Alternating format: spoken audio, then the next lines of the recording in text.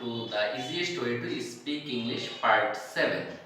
Part 7 আমরা সাজিয়েছি যে বাক্যগুলো প্রেজেন্ট কন্টিনিউয়াস টেন্স হয়, অর্থাৎ আপনি যখন কথা বলবেন সেই কথা বলার সময়ে যদি বাংলা ক্রিয়ার শেষে ইতেছি, ইতেছে, ইতেছো অথবা চলিত ভাষায় চয় ছয় রসিকা, চয় ছয় ওকার বা চয় ছয় একার ন এই সাউন্ডগুলো আসে, তাহলে আপনি সেই সেন্টেন্সটি ইংরেজি করার সময় প্রথমে সাবজেক্ট দিবেন, তারপরে এম, ইজ, আর তিনটা থেকে যে কোনো একটা সুইটেবল অক্সিলারি ভার্ব নিতে হবে। এরপরে verb plus ING plus extension দিয়ে আপনি বাক্যটি সম্পূর্ণ করতে পারেন। তো প্র্যাকটিস করা যাক।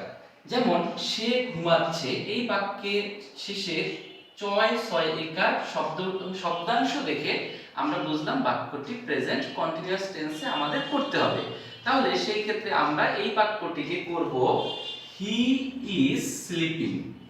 আরেকটি বাক্য আমরা লক্ষ্য করি, সে লিখতেছে। এই যে লিখতেছে বাক্যের শেষে তয় ছয় একার রয়েছে, এই শব্দাংশ দেখে আমরা বুঝলাম বাক্যটি প্রেজেন্ট কন্টিনিউয়াস টেন্সে আমাদের বলতে হবে। তাহলে প্রেজেন্ট কন্টিনিউয়াসের সূত্রানুসারে আমরা লিখব he or she is writing. যখন নারী বোঝাবো তখন শি, যখন পুরুষ বোঝাবো তখন হি।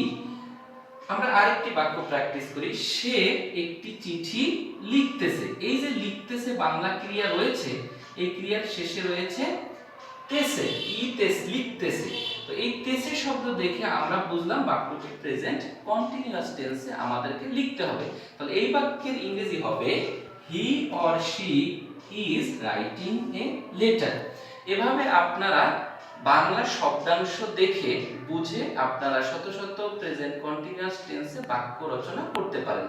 পরবর্তীতে নিয়ে আসবো আরেকটি পর্ব, সে পর্যন্ত ভালো থাকুন। আল্লাহ হাফেজ।